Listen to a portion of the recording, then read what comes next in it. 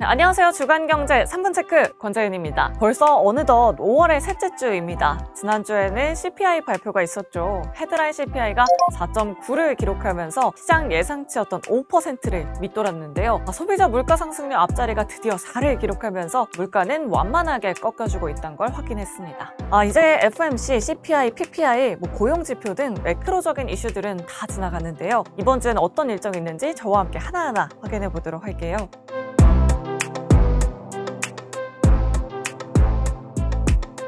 가장 먼저 월요일입니다. 국내 실적 발표 거의 다 마무리가 됐는데요. 이날은 메리츠 금융지주의 실적 발표가 있고요. JYP 엔터테인먼트도 실적을 발표합니다. 또 요즘 공모주 관심 있으신 분들도 정말 많으신 것 같은데요. 기가비스란 업체 공모 청약이 이틀 동안 예정돼 있는데요. 반도체 회로 검사 장비를 제조한다고 합니다. 앞서 기관을 대상으로 한 공모 청약에서 흥행몰이에 성공하기도 했습니다. 올 상반기에 코스닥 최대어에 도전한다고 하는데요. 주관사는 삼성증권이란 점 참고해보시면 좋을 것 같습니다.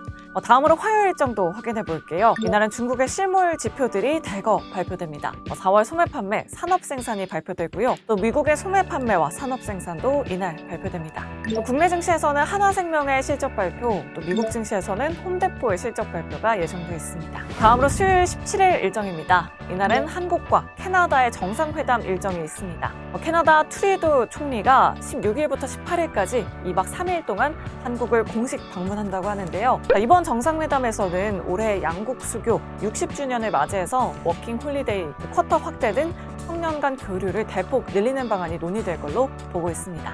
그리고 이날 트루엔이란 업체 신규 상장 일정이 있습니다. 디지털 영상 감시 솔루션 IoT 사업을 영위하는 업체인데요. 다시 공모주의 시대가 온 걸까요? 일반 공모 청약에서 역대급 증거금이 올랐다고 합니다. 지난 8일부터 9일까지 공모 청약 진행했었는데 1481대 1이라는 높은 경쟁률을 기록했고요. 증거금으로는 5조 5천억 원가량이 모이면서 올해 신규 상장 기업 중 최대 금액을 기록했습니다. 과연 성공적으로 상장할 수 있을지 지켜보셔야겠고요. 또 이 밖에 키움스펙 8호도 신규 상장할 예정입니다. 그리고 이날 우리의 국민 주식이죠. 수요일은 삼성전자의 배당금 지급일입니다. 한 주당 배당금은 361원이라고 합니다. 이 밖에도 EU에서는 4월 소비자 물가지수가 발표됩니다. 유럽 역시 고물가에 시달리면서 지난 4일에 열렸던 ECB 통화정책회의에서 0.25% 금리 인상을 단행했었습니다. 이로써 유럽 중앙은행의 기준금리는 3.75를 기록하고 있는데요. 유럽의 물가도 꺾이고 있는지 꼭 확인해 보셔야겠습니다. 또 마지막으로 미국 증시에서는 타깃의 실적 발표까지 확인해 보셔야겠습니다. 다음으로 18일 목요일 일정입니다.